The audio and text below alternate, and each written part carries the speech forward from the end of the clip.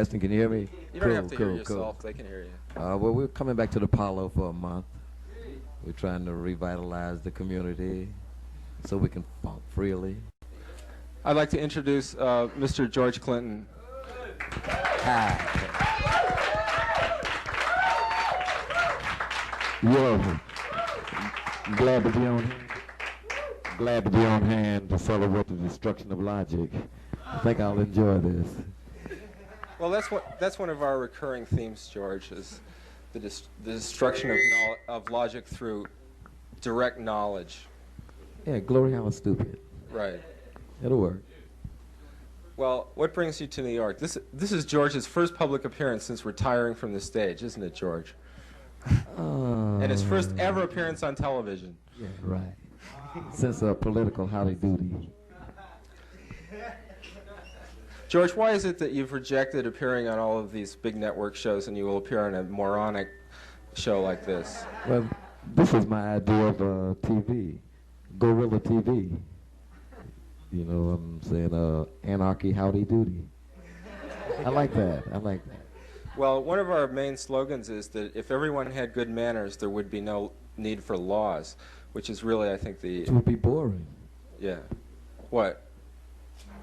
No, I mean good manners in terms of, you know, being nice to everybody, you know, and being... Without humps, there'll be no getting over. Miss Lahotsky, who's a famous authoress, has a few questions for you. Where do you get your hair done? Where do you get those macaronis? I'm a barber by trade. But where do you get these macaronis? Supermarket. And who does them? Is that what they are? I think, oh yeah, that's what is it that is. for That's Starwood dried Appeal? Macaroni, yeah. Oh yeah, let me go do my thing. It's enchanting.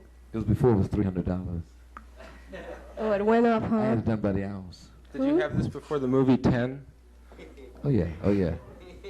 You I gave a resemble movie a 12 someone. though. Okay, this is vapid. Ask something meaningful. Well, I don't know. I already asked George all the meaningful questions, I guess.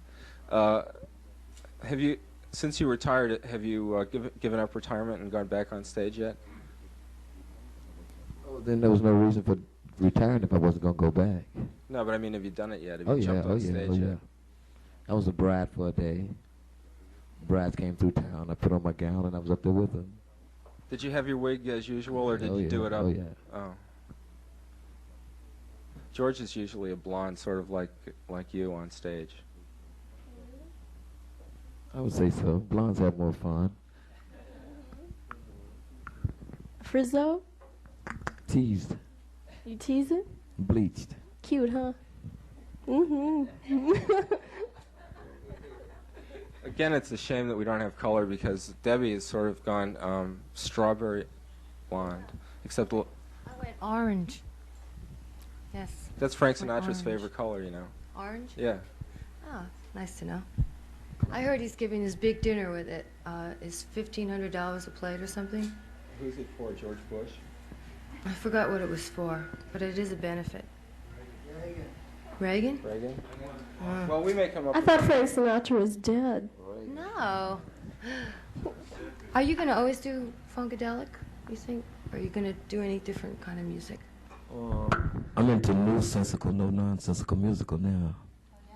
That's Funkadelic, not backwards, but kind of upside down. You know, a new brand of nonsense. That's why I like this show already. So, George, what's your latest extravaganza plan? I know that you've got something going uptown. Well, we're ready to testing. We're ready to come back. Yeah, don't hold. They can hear you out there in Can you hear TV me? land. Testing. TV land. Testing. Can you hear me? You don't have to hear yourself. They can hear you. Well, we're coming back to the Apollo for a month. We're trying to revitalize the community so we can funk freely. And trying to keep it we're out of the working on hands of the parlance feds. now, play me or trade me. And continuous funking, that's all it's about. When's Uncle Jam making its debut? Uncle Jam is George's new record company.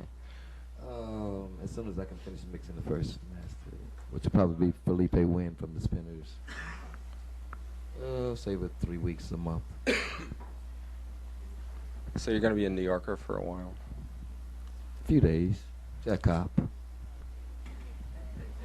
I'd like to ask George, how did Felipe Wynn and that association come about? That's something that fascinated. I never thought that Felipe would be associated with something that funky, so to speak. You know? Well, he was actually with Bootsy before he went with the Spinners. Uh-huh. So he had he was with Bootsy before. Yeah, he's been pre-funked before. Uh-huh. So him going to Felipe, him going with the Spinners was an intermediary thing between I see. funks. Uh-huh. So he's at home anyway. Yeah, definitely. He's got the greatest voice out there, Felipe, definitely.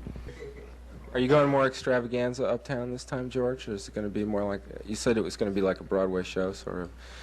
Well, I really don't never know what's going to happen. I just know how I feel about it and how I like to point the direction of. But whatever happened, it'll be cool. We'll be there for a month, and basically it'll be a musical, amusing. But it always turns out something different than what we expect. So, George, you told me that you were going to put out a hip-hop record, a rapper record. Is that still happening? Well, you know, we've been doing that all along. No, but I know that, but I mean, you said you had somebody who used to sell flashlights at your concert. Right, the concession guys who did the original Rapper's Delight. You know, he tried to convince me to put it out, but I thought he was a little too funky for the time. But Rapper's Delight beat me to it. What is too funky?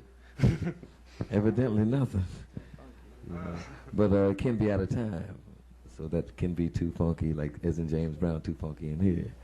But the record, I didn't think it was ready, but it was. So, but it don't take me long to get in time. So I found him and took him out of concession and put him in the studio and told him to talk shit. We put backbeat to it and some echo. And it was smash. No, I don't get smashed.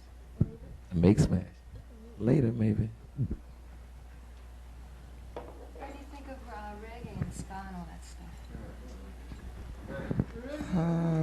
Reggae, ska.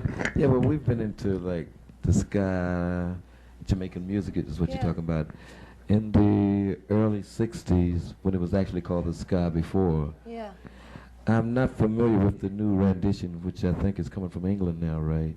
Pretty much. And it's pretty much a rendition of the original ska, so I'm not familiar with it as such. You like from like Prince Buster and stuff like that? Yeah, and I even like the Third World. The old Cliff. Well, here, you take that one out. Actually, you know, when you played at the Palladium, I saw like Sly and Robbie and all those guys, you know, from the Wailers were there. I mean, not from the Wailers, but from Peter Tosh's band. You know. They're your secret fans. They were hiding out in the back. Oh, well, it goes both ways. It's one nation under a groove. You know, just haven't had a chance to perform on the same stage, but it's coming together in rhythm. What's Bootsy doing now? Probably trying to find his place right now. He's here in town. We're here dancing for the lawyers in the courts. Do you have a movie coming out? Is that happening? Sooner or later. Sooner or later.